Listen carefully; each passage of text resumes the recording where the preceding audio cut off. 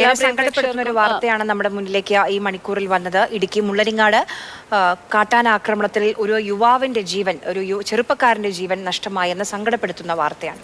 നമ്മൾ ഈ വാർത്താ മണിക്കൂർ തുടങ്ങുന്ന സമയം മുതൽ നമ്മൾ ആ വാർത്തയിലൂടെ കടന്നു പോവുകയാണ്.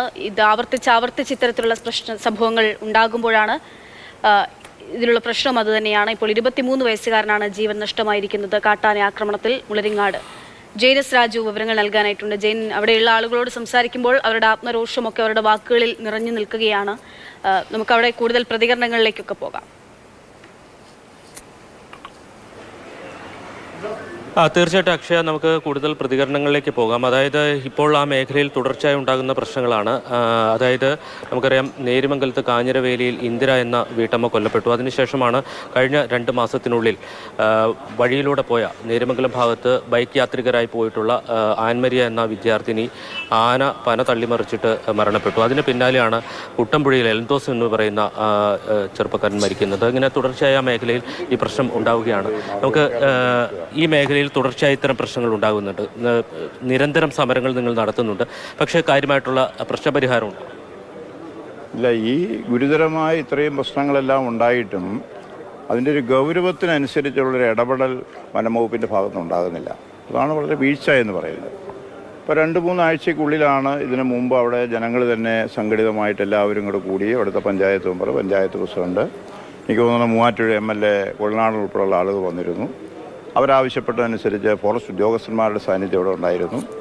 അവർ ഈ ആനകളെ എല്ലാം തുരത്തി അതിർത്തി കടന്ന് പുഴ കടന്ന് നേര്യമംഗലം വനത്തിൻ്റെ ഉൾവനത്തിലേക്ക് വിടും എന്നൊക്കെയാണ് അവർ പറഞ്ഞിരുന്നത്.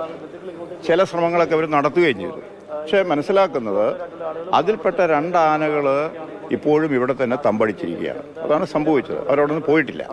പക്ഷെ അത് ഫോറസ്റ്റ് ഉദ്യോഗസ്ഥന്മാർക്ക് അറിയാം. അവരതിൻ്റെ ഉത്തരവാദിത്വം നിർവഹിക്കേണ്ടതാണ്. ഈ 6 എണ്ണേ പോയിട്ടുള്ളൂ, ബാക്കി 2 എണ്ണം പോയിട്ടില്ല. അതുകൊണ്ട് അതിന് ഏത് വിധേനയാണ് ഇവിടുന്ന് ജനവാസ മേഖലയിൽ നിന്ന് മാറ്റി നിർത്തേണ്ടത് എന്ന് അവർക്കാണ് കൃത്യമായിട്ട് അറിയേണ്ടവർ. അവരത് ചെയ്തിട്ടില്ല, വീഴ്ച വരുത്തി. ആ 2 എണ്ണത്തിൽപ്പെട്ട ഒരു ആനയാണ് ഇന്നത്തെ ഈ സംഭവം എന്ന് പറയുന്നത്. അപ്പോൾ അവിടെയെല്ലാം ഉള്ള വിഷയം എന്താണെന്ന് ചോദിച്ചു കഴിഞ്ഞാൽ, ഉള്ള പ്രശ്നം എന്താണെന്ന് ചോദിച്ചു കഴിഞ്ഞാൽ, അവിടെ ഇവിടെയൊക്കെ കുറച്ച് ഫെൻസിങ്ങും മറ്റു കാര്യങ്ങളൊക്കെ ചെയ്യുന്നുണ്ട്. ഈ ഫെൻസിങ്ങിൻ്റെ പ്രശ്നം എന്താണെന്ന് ചോദിച്ചു കഴിഞ്ഞാൽ പലയിടത്തും കാണുന്ന പ്രത്യേകത, ഒന്ന് അവിടെ തന്നെ ബന്ധപ്പെട്ട ഉദ്യോഗസ്ഥന്മാരുടെ അഴിമതി തന്നെ വലിയൊരു പ്രശ്നമാണ്. ഈ ഫെൻസിംഗ് ഒക്കെ നടത്തുന്നതിൽ തന്നെ ലക്ഷക്കണക്കിന് രൂപയുടെ അഴിമതി നടത്താനുള്ള ഒരു അവസരമാക്കി തന്നെ ഫോറസ്റ്റ് ഡിപ്പാർട്ട്മെൻറ്റ് ഉദ്യോഗസ്ഥന്മാർ കാലങ്ങളായിട്ട് ചെയ്യുന്നുണ്ട്.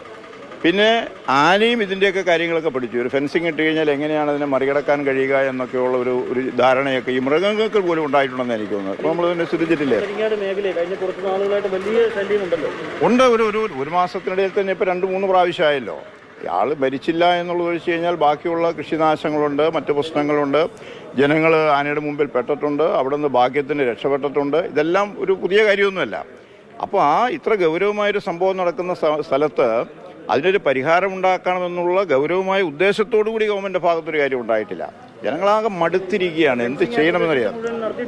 അതിൽ ഫെൻസിങ് പൂർത്തിയാക്കിയിട്ടില്ല എന്നുള്ളത് ഒന്ന്. തന്നെയല്ല, ഫെൻസിങ് പൂർത്തിയാക്കി ഇട്ടിട്ടുള്ളിടത്ത് പോലും പരാജയമാണെന്നുള്ള പരാതിയും ജനങ്ങളുടെ ഭാഗത്തുനിന്നുണ്ട്. അപ്പോൾ കാഞ്ഞിരവേലിയിലൊക്കെ കണ്ടില്ലേ, നിങ്ങൾ തന്നെ ശ്രദ്ധിച്ചുള്ളതാണല്ലോ. കാഞ്ഞിരവേലിക്ക് ഇന്ദിര എന്ന് പറയുന്ന സ്ത്രീ മരിച്ചിടത്തേക്ക് പോകുന്ന സ്ഥലങ്ങളിൽ പലയിടത്തും ഞാൻ ശ്രദ്ധിച്ചപ്പോൾ പഴയ ഫെൻസിങ്ങിൻ്റെ അവശിഷ്ടങ്ങൾ കിടപ്പുണ്ട്. ആ ഫെൻസിങ് സ്ഥാപിക്കുന്നു എന്നുള്ളതല്ലാതെ പിന്നെ ഇത് പ്രവർത്തിക്കുന്നുണ്ടോ എന്ന് പരിശോധിക്കാനുള്ള ഉത്തരവാദിത്വം ഉദ്യോഗസ്ഥന്മാർക്കില്ല. നമ്മുടെ ജോലിയല്ലല്ലോ, നാട്ടുകാരുടെ ജോലിയല്ലല്ലോ. ആ ഇട്ടിരിക്കുന്ന ഫെൻസിങ് പ്രവർത്തനക്ഷമമാണോ അത് പരിശോധിക്കാനായി ഇടുന്നതല്ലാണ്ട് പിന്നെ അവർ ആരും ആ വഴിക്ക് തിരിഞ്ഞു നോക്കത്തില്ല. സമാന സ്ഥിതി തന്നെ. അപ്പോൾ എനിക്ക് തോന്നുന്നത് ഇതിനൊക്കെ ഒരു ശാശ്വതമായ പരിഹാരം ഉണ്ടാക്കണമെങ്കിൽ, ഇപ്പോൾ കോതമംഗലത്ത് കഴിഞ്ഞ ദിവസം ആ ചെറുപ്പക്കാരൻ മരിക്കാൻ ഇടയായി. അപ്പോൾ പിറ്റേ ദിവസമാണ് ബന്ധപ്പെട്ട ഡെപ്യൂട്ടി റേഞ്ചറുടെ നേതൃത്വത്തിൽ JCB ആയിട്ട് അവിടെ നിൽക്കുകയാണ്. അപ്പോൾ ഒരാൾ മരിച്ചാൽ ഒരു JCBയും കൊണ്ട് ഉദ്യോഗസ്ഥൻ ട്രെഞ്ച് കുത്താൻ വരുവുള്ളൂ. ഏതെങ്കിലും അന്നേരം അനുവദിച്ച സംഭവമല്ലല്ലോ അത്. നേരത്തെ തീരുമാനിക്കപ്പെട്ടതാണ്, നേരത്തെ അനുവദിക്കപ്പെട്ട ഫണ്ടാണ്. അപ്പോൾ അങ്ങനെ തീരുമാനിക്കപ്പെട്ട ഫണ്ട് അനുവദിച്ചിട്ട് പോലും ആ പ്രോജക്റ്റ് നടപ്പിലാക്കാൻ ആൾ മരിച്ചാലേ അങ്ങോട്ട് വണ്ടിയായിട്ട് ചെല്ലുള്ളൂ എന്നുള്ള നിലപാടെടുത്തിരിക്കുകയാണ്. ഏതെങ്കിലും തരത്തിലുള്ള പ്രതിഷേധം ഈ വിഷയത്തിൽ നിങ്ങൾ ഈ സംഭവവുമായി ബന്ധപ്പെട്ട് എന്തെങ്കിലും പ്രതിഷേധം DCC ആവശ്യത്തോളം ചെയ്തു? ഞങ്ങൾ ആലോചിക്കുകയാണ്. ഇപ്പോൾ ഉണ്ടായിരിക്കുന്നത് ഒരു ചെറുപ്പക്കാരൻ, 22-23 വയസ്സായ ഒരു ചെറുപ്പക്കാരൻ്റെ ദാരുണമായ അന്ത്യമാണ്. അതുമായി ബന്ധപ്പെട്ട് നമ്മളതിനെ രാഷ്ട്രീയമായിട്ടോ മറ്റു കാര്യങ്ങളൊന്നും കാണാൻ ആഗ്രഹിക്കുന്നില്ല. ഇത് പൊളിറ്റിക്കൽ ഒരു വിഷയമായിട്ട് ഞങ്ങൾ ആഗ്രഹിക്കുന്നേയില്ല. പക്ഷേ ജനങ്ങളുടെ ജീവന് സംരക്ഷണം കൊടുക്കണ്ടേ? ഇതെത്ര ആവശ്യമായി ഈ സമീപ പ്രദേശങ്ങളിൽ തന്നെ കാഞ്ഞിരവേലിയായി, കോതമംഗലമായി, കുട്ടമ്പുഴയായി, ഇപ്പം ഇത് മുള്ളരിങ്ങാടായി, നാളെ എവിടെയും ഇത് വരുന്ന അവസ്ഥയിലേക്ക് വരിക. ഇപ്പോൾ തൊടുപുഴ ടൗണിലേക്ക് പോലും ഇത് വരാൻ എത്ര ദിവസം വേണ്ടി വരുമെന്നുള്ളതിൽ സംശയത്തിൽ നിൽക്കുകയാണ്. ഉടുമ്പന്നൂർ അമേപ്ര എന്ന് പറയുന്ന സ്ഥലത്ത് കഴിഞ്ഞ മാസം ആന ഇറങ്ങി.